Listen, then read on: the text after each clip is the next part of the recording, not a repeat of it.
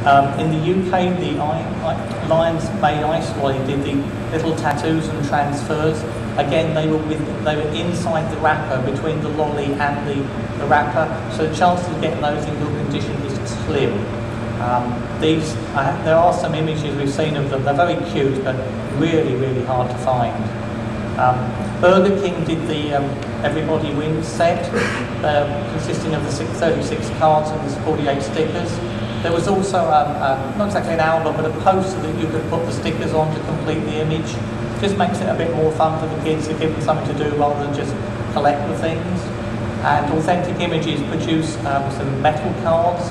They did sets for the 3 movies. These were kind of like aluminium type cards, embossed, with the images on them in a really cool tin. Again, it's something you can probably pick up on eBay for $15, $20, a really nice collectible. We don't go so much into the trading card games and the collectible card games, but we just thought we'd list them here for completeness, because after all they are trading cards, we'll collect them. So,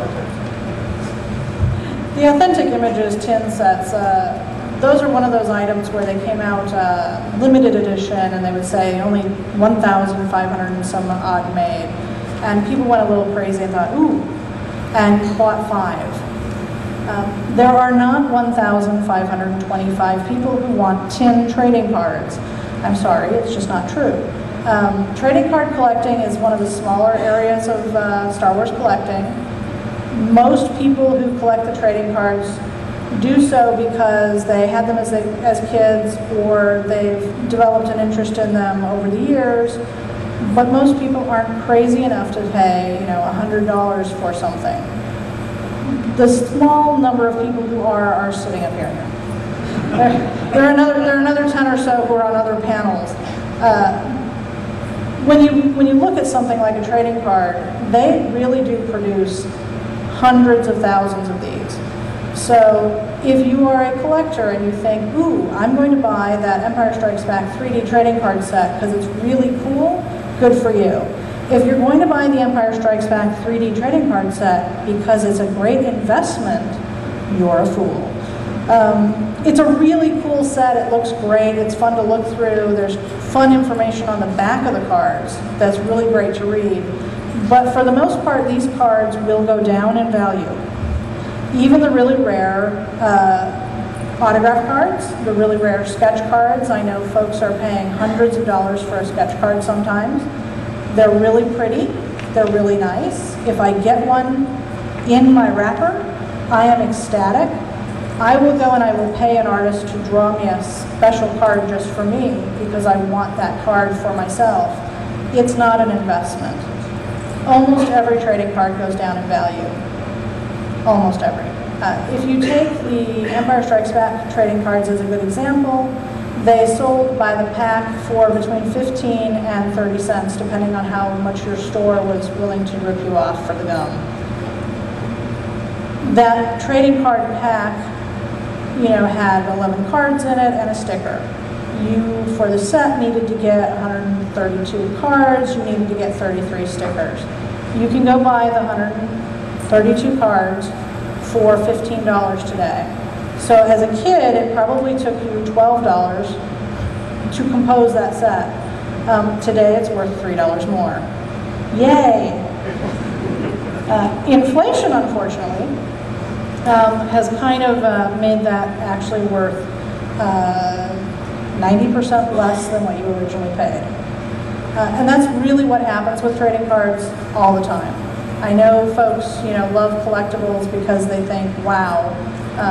But for the most part, trading cards is a collectible, unlike baseball cards, there is no rookie Luke card. Next series maybe. Yeah, I really love some of the Empire Strikes Back cards because they have some really stupid sayings on them, like awesome one for Darth Vader. I love that. I think it should have been Han. But in terms of value, that card's worth 10 cents. And I'd have to find somebody willing to give me a dime for it. Some of you may have attended Celebration 3 when the trading cards were the handout. At the time, a complete set of those was maybe selling for $25. a celebration 4 sets were being handed out at the next collectors panels. These things really weren't keeping their value.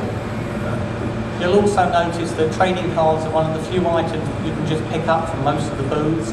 You don't get too many vintage action figures just handed out to you as you walk past. Which makes it a great way to start your kids off collecting. It gives them a lack of hope. Oh well. Having said that cards have absolutely no value whatsoever, you will be getting a special trading card today just for attending this panel, and yes, that's in addition to your cereal box.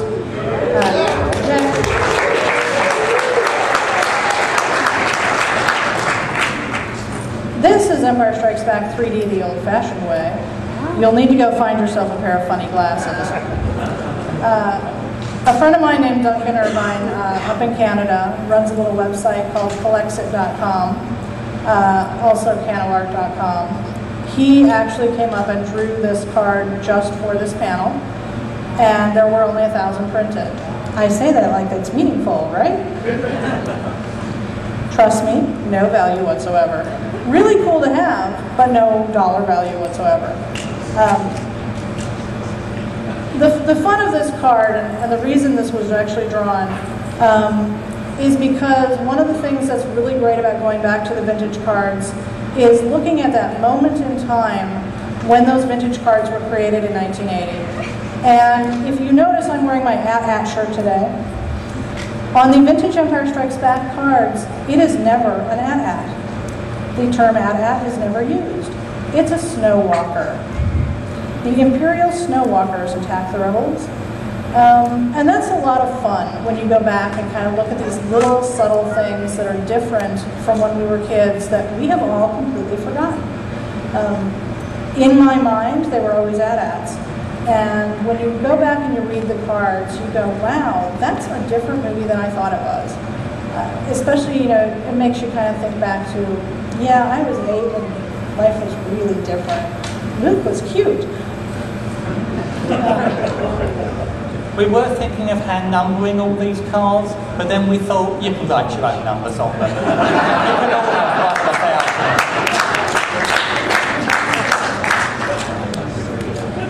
1,000. Just to give you an idea of some places where you can go to find more information about trading cards, obviously our 2 websites. I'm StarWarsCards.net, he's JavaTrader.co.uk. The accent should give that away.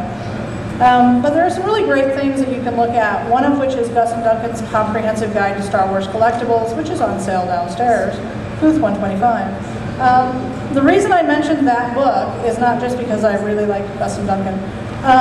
That is the first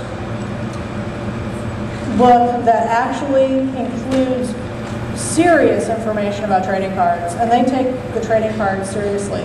Yeah, they have no value, we get that. You know, the Greek cards, if you can find those, they're expensive, they're hard to find, but there's only about 200 people trying to collect that set, so it's not like you're competing against the world. But this book actually has 50 pages of trading card information. I counted them. I put a ribbon on that spot. But that's not the only trading cards in the book. One of the things we mentioned earlier was about 50-50 on trading cards being just trading cards made by companies like Topps, and the other 50% are things that come with food. Really bad if you want to collect them because the food tends to ruin the card, but throughout their book you will find in the food collecting areas really great cards and stickers that you can now hunt down. Thank you, Gus and Duncan. The other websites that are listed are nonsportupdate.com, which is all about trading cards in general. Collexit.com, which, you know, my friend Duncan, who made the beautiful card, would love you to visit. And tradingcardvault.com, which a guy in the back of the room has something to do with. It is a great little site if you want to try to actually trade cards. I mentioned the trading cards part because that's what they're called, is trading cards. And that's what you're supposed to be doing with them, not just going out and buying them by the box, or buying the full set, or going on eBay and getting them all bought for you. Trading them is a ton of fun, and the reason I have stuck with trading cards since I was 8 years old is because of the fun of meeting other people who are crazy enough to collect pieces of paper and trading things with them.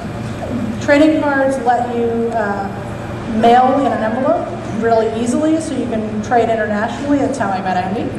And TradingCardVault.com is one of those sites where they let you make a want list and a have list, and then compare it side by side with other total strangers who are just as crazy as you are. The nice thing is that you email them, you meet them, you end up coming to conventions full of them. It actually is a really worthwhile experience to collect the trading cards in that way, rather than just buying them in a box. And it's a great experience for kids. And I know on my website we get a lot of 13 and under who, with their parents' help, trade cards with other collectors who are in Europe or Asia or other places. Just one more card set that we wanted to mention that we didn't even know about when we did our presentation. Very hard to see from more than about 3 rows back. But this is the Ralph McQuarrie set that's available from their booth and also the gallery. It's a set of 9 cards, 2 are available each day. They may have some from earlier day cards as well, but they go together to make up the famous Empire Strikes Back Yoda poster. We were very lucky to be given a set to show to you today. Well worth collecting, and of course well worth going to see the McQuarrie art. Andy was lucky enough to get given a set. I didn't get one. You can look. So I don't know how we're doing on time, but I assume we have time for questions and answers? Cool. We do. We have about 15 minutes, and we won't give you your cereal boxes if you don't ask questions. I'm going to go with the front row first.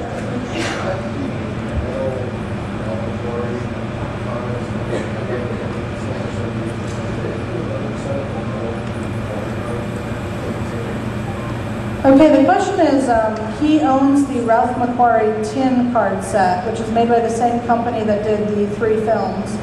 And he wanted to know if they ever did a second Ralph McQuarrie tin set. I'm going to say that the answer is unfortunately no. They only did the 1 set. That is one of those sets that was done limited edition. The tin itself is really beautiful because it has Ralph McQuarrie artwork on the tin. The cards are stunning. They're tin, which is really awkward. Card collector, I like paper. It makes it a lot easier to pull it out and play with it and see it. But the cards themselves each have a Ralph McQuarrie image, and that in itself is really a great value. The card set can be easily picked up for 10 to 20. I think I gave one away once as a prize.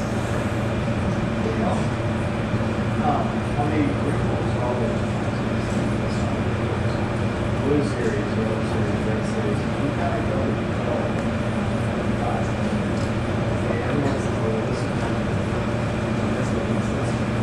Okay, his question had to do with the original Star Wars cards and